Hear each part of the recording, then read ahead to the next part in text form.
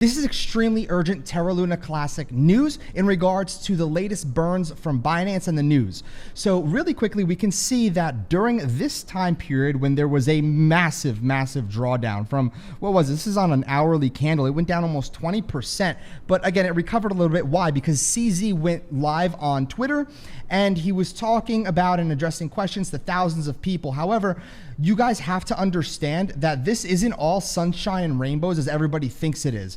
This is a huge facade over everybody's eyes. It's almost like a band-aid that they're hoping fixes a problem, and the problem is everybody being mad. Now, really quickly, I'm very tired. Sorry if I misconstrue some things or misspeak or mispronounce, whatever it is. I'm literally gonna pass out after this video, after I upload it. Been up for a really long time just working. Anyway, I want to get right into it, why you're here, why this is important, and what you need to know. I'm telling you, this is crucial. Please don't get duped.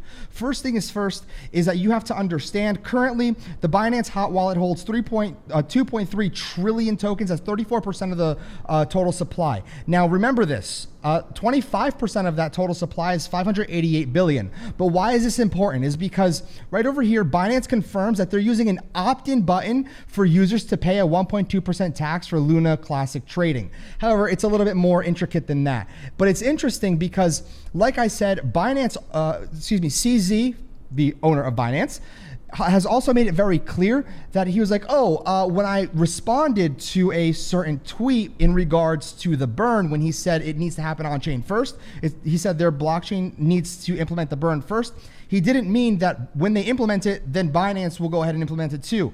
So he said, sorry if it came out the wrong way. I don't really want to do it. I don't think it's in the best interest. He literally says this. He says, unless we can get every centralized exchange worldwide to implement this, it will not work. He is right. I've been saying this from the start, but even still, guys, this is, please, don't hate me for this.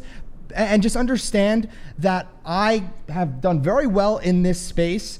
Especially, during DeFi summer, all of that, when stuff like this, people can't process things logically, they think emotionally, and that's fine. As human beings, we're primitive, right? So we think emotionally and justify logically. So what I'm about to tell you is coming from a point of logic, not a point of FUD. This is just all something that I hope you can see my perspective. And for the record, I do hold Luna Classic. So first things first, this is how it's going to work. So step one, there's going to be a little checkbox that will allow holders to opt in to say, yes, we're willing to pay the 1.2% tax for the Luna Classic trades. So again, this is important for people to opt in to pay the 1.2% tax. However, when all the opt-in accounts, basically all the people that willingly clicked that opt-in button, when the total Luna Classic holdings from those people that only clicked that button reach 25%, and remember the 25% is 25% of the 2.3 trillion, which equates to 588 billion. That means 588 billion total tokens from all the 25% people that clicked the opt-in button, all the balance is aggregated. Once it's gone ahead and hit that threshold, here's the thing. This is crazy.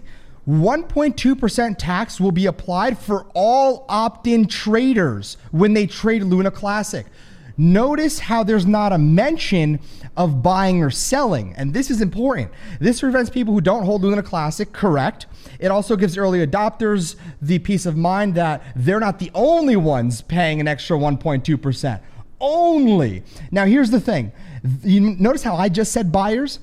Again, it says early adopters' peace of mind that they're not the only few paying an extra. Never said buying or selling. There's always a bid and an ask, right? So when you sell a token on an exchange, you have a fee. When you buy a token on an exchange, you have a free fee. That's a spread, okay? That's pretty much how people make money and exchanges make money. So this is the thing, is they're not specifying if the person selling the actual Luna Classic gets hit with the 1.2 or the buyer gets hit with the 1.2, or maybe both of them get hit with the 1.2. Think of this. If you came to me right now and said, Dan, can I have $100? And I said, sure, here's $100, but you got to pay me $1.20 from that.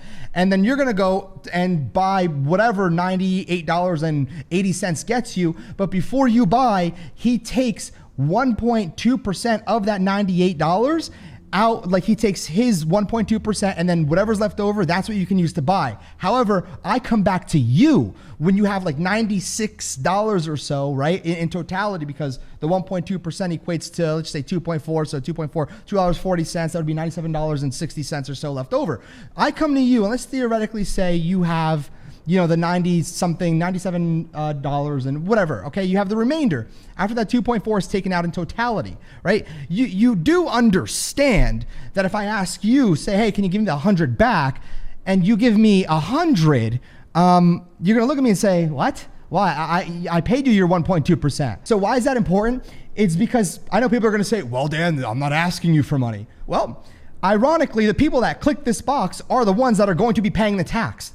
The other 75% of holders that aren't in the 25%, guess what? They can trade however much they want without the tax implemented on them. Essentially, the question becomes, who wants to be the martyr and die for the cause? I'm not saying that there's nobody that's willing to do that, but man, if you're looking at me and, you know, again, we all have families to feed, we all have, you know, people that we need to provide for.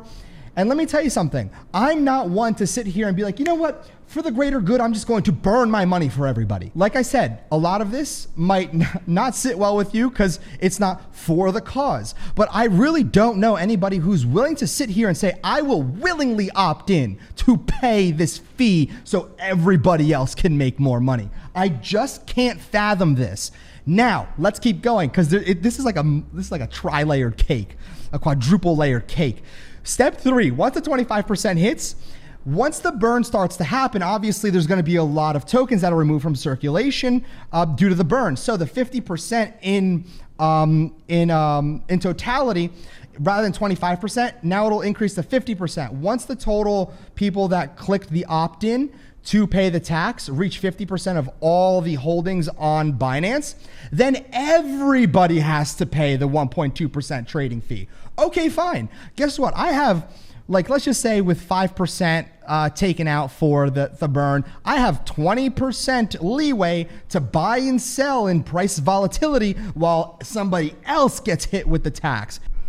Oh man, I can't believe they're pulling this off. All right, this part is crazy. This is why I said in the beginning, this is a band-aid and nobody gets this. If the threshold for step 2 can't be reached within a month, if nobody opts in enough to get to 25%, that's it. They're gonna keep on going. They're gonna remove it for a simpler user experience. Oh, and by the way, this is the kicker. If it falls below the threshold in the future, one single micro percentage, if it falls under the 25%, they're just gonna remove it.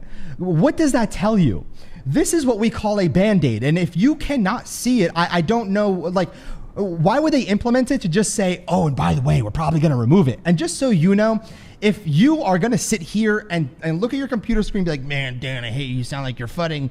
Well, let me ask you this. Who knows their numbers better than the people that own the platform? Do you think CZ doesn't know how many holders are active and inactive, knowing for a dang well fact that these numbers won't be able to hold? So what is he doing? Because of all the negative backlash that's coming out, this is what's happening. And guess what? Because he gave it a shot, gave everybody a chance, it's not gonna work because, again, like he also said, every single exchange needs to do this. Now let's take a look at eToro before I wrap up this video so I can finally sleep. eToro did it in a very smart way. The bid and the ask, the buy and the sell, they both pay a 0.6% fee. So buy 0.6, sell 0.6, that equates to 1.2, and they also still have their trading fee. So again, remember, they're adding onto their bid and their ask, and they still have their standard fee. Very smart way to do it. Yesterday, I put out a video, and I want to clarify something real quick, is that Classy Crypto, he said, you know, breaking news, Binance suspends deposit and withdrawals, which they did, and it prepares for the 1.2% Luna Classic on-chain tax, which again was false news. So I guess that take didn't really sit well with some people. My entire goal for it was that fake news like that spread to investors that don't know better will go ahead and use their money. That money could be used to, you know, pay rent, feed family, take your kids to, I don't know, do something fun rather than listening to some fake news random tweet that could potentially hurt somebody when it wasn't true. So people didn't like that. Lo and behold, ladies and gentlemen, I'm the beta male here. And people didn't like it so much that I was getting videos sent to me from one individual who literally records himself going around people. Oh, what has this space come to? Anyway, that's all I got for today. If you guys enjoyed this, please like, hopefully subscribe. If not, hope this video helped somebody. I'm super tired. I'm gonna edit this, upload it, and get some sleep. Love you guys. Good night or goodbye. Have a great day. Wow, am I tired.